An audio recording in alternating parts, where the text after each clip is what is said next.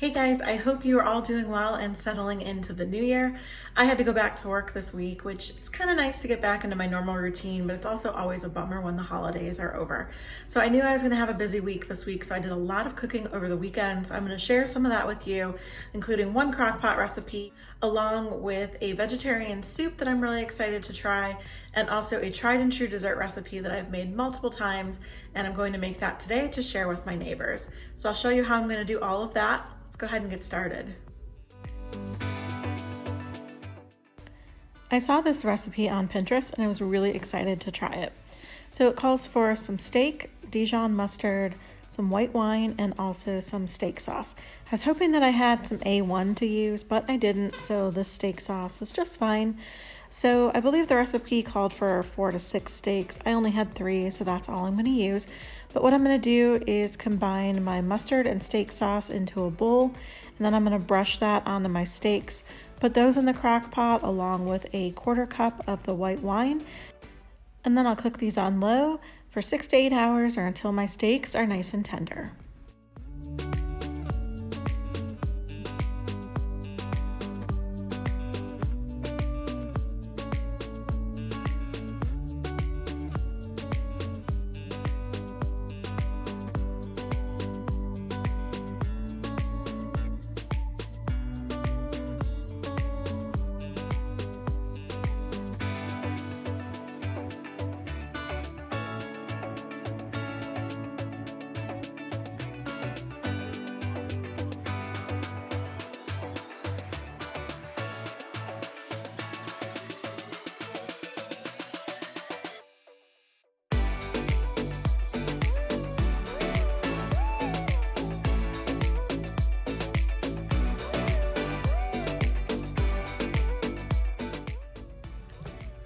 All right, our steak is done, and it's very possible that I overcooked these a little bit. I flipped them about a half an hour ago or so. They were in here for 6 hours, and the other side got a little bit dried out, but they still look pretty good. They're definitely very tender. Look at that. So I'm gonna go ahead and serve one of these up with a really simple salad, and I'll tell you what we thought of it.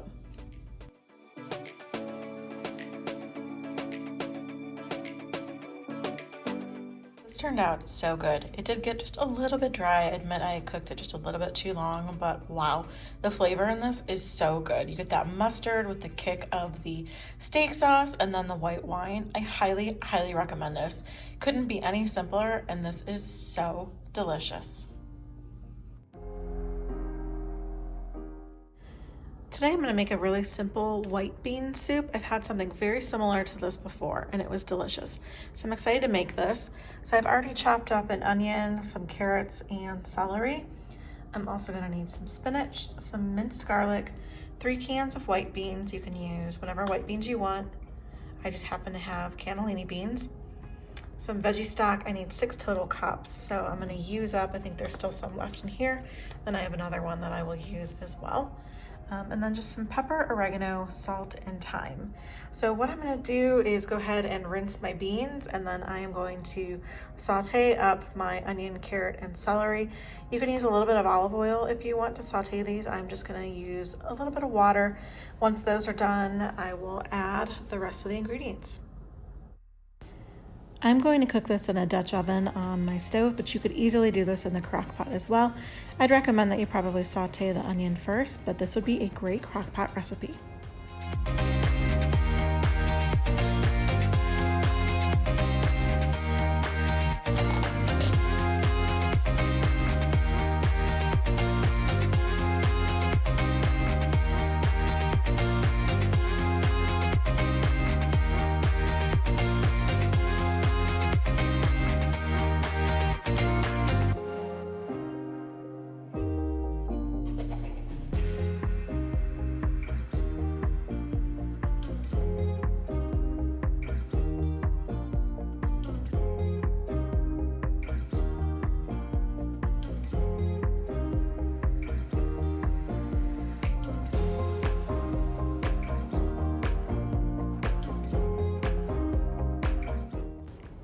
I added my drained and rinsed beans, but I decided to pull some of them out before adding them. and just break them up a little bit so that starch is released, and then it made the broth just a little bit thicker. I let this come to a boil, and once it did, I reduced the heat to simmer, and I let this cook for about 15 minutes. You can see it actually came back up to a boil when I wasn't paying attention, but that's okay, it was just fine. And then I added in my spinach to it. The recipe calls for 2 cups. I prefer my spinach to be in smaller pieces. I don't like to eat the full spinach leaves, so I diced mine up a little bit before I added it. And then after that, I just let this cook for another 2 to 3 minutes until the spinach wilted, and then this was ready to serve.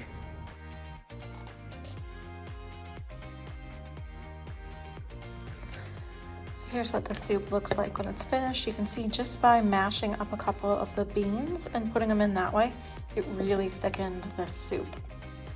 So I'm gonna go ahead and serve this up and show you what it looks like.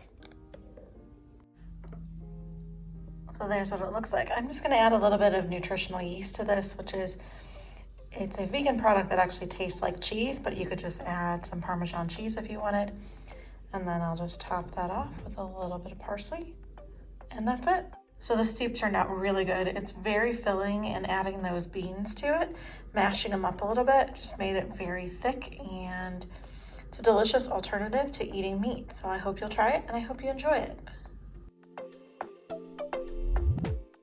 So this next recipe that I'm going to share with you is for some very simple mini cheesecakes. I've made these multiple times. They always turn out great, and I love them. So today I'm going to make them to share with my neighbors. Both of my neighbors are frontline workers. One is a nurse and the other works in administration for a nursing home. So they are dealing with the COVID crisis on a daily basis, and I know it's stressful and it definitely takes its toll on them. So this is one way that I thought I could say thank you to them for all they do and hopefully just make them smile. And I do want to say thank you to all of you out there who have to go to work every day and deal with the risk of COVID, whether you're a nurse, a doctor, whether you work in a grocery store, a delivery person, all of you are going to work. You're showing up every single day, and I thank you for that. So I'm going to show you how to make these easy cheesecakes. Okay, I have my oven preheating for my cheesecake. So here's everything I'm going to need. I've got some muffin tins over here. I will line those first with my liners, and then I need some sugar, butter, we'll melt the butter, cinnamon, some vanilla extract, graham crackers, salt, and then I have 2 packages of cream cheese and 2 eggs. These have been sitting out because you want these to be at room temperature before you use them. And then these will be the toppings I use, some raspberry preserves and also some cherry pie filling. So to start, I'm going to make the crust, which we will use our graham crackers. I'm gonna melt 2 tablespoons of butter. We'll need a little bit of sugar and just a tiny bit of cinnamon. So I'm gonna go ahead and get that started, and I'll show you how I'm doing it.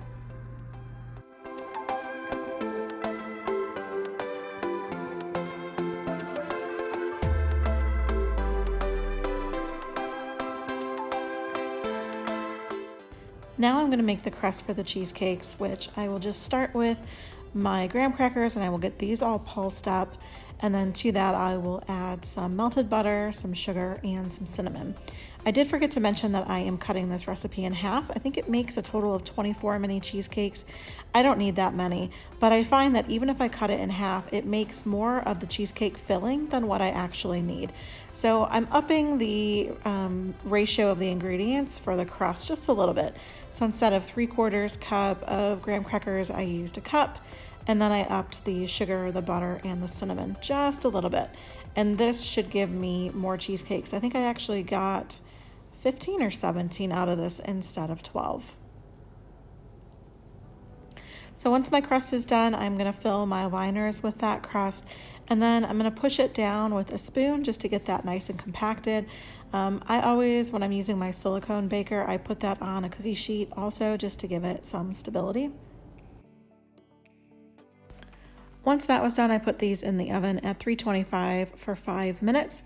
And then when they were done, I pulled them out of the oven, made sure that they were hardened, and then I set them aside for a few minutes to start to cool down while I worked on the cream cheese filling. So for the cream cheese filling, I pulled out my stand mixer, which I don't use very often, so I was excited to get to use it. So I put both of my packages of cream cheese in the bowl, And then I mixed that up until it was nice and creamy.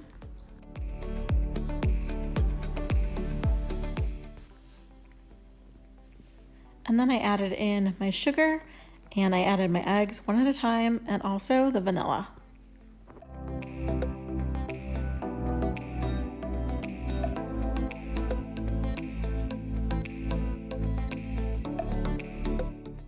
Oh yeah, I forgot about the salt. I added in the salt too.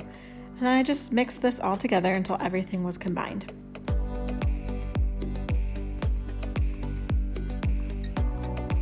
Once that was ready, I just added my cream cheese mixture into my liners.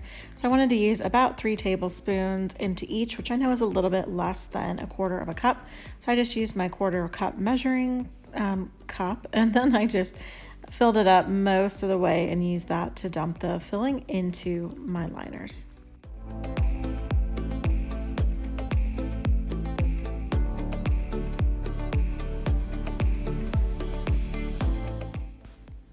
Then I just tapped the baking sheet onto my countertop because you want to get out any air bubbles. So any air bubbles that rose to the top, I just popped those with a toothpick, and then I put these in the oven for 22 minutes, again at 325.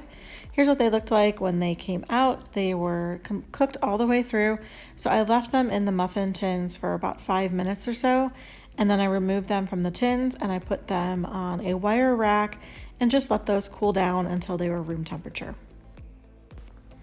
After these cooled down, it was time to add the toppings to it. So I typically just use the raspberry preserves on it, but I decided this time I'd change it up a little bit, use the raspberry preserves on some, and also some cherry pie filling on the others. So that's what I'm doing here, just topping all of them, and then once they all had some topping on it, I put these in the refrigerator. You want to refrigerate them for 2 to 4 hours. I find that 4 hours is usually better. They're really set up by that point. Sometimes I've done it for 2 and I find that the centers are still a bit soft. So if you make these, I do recommend that you refrigerate them for at least 4 hours.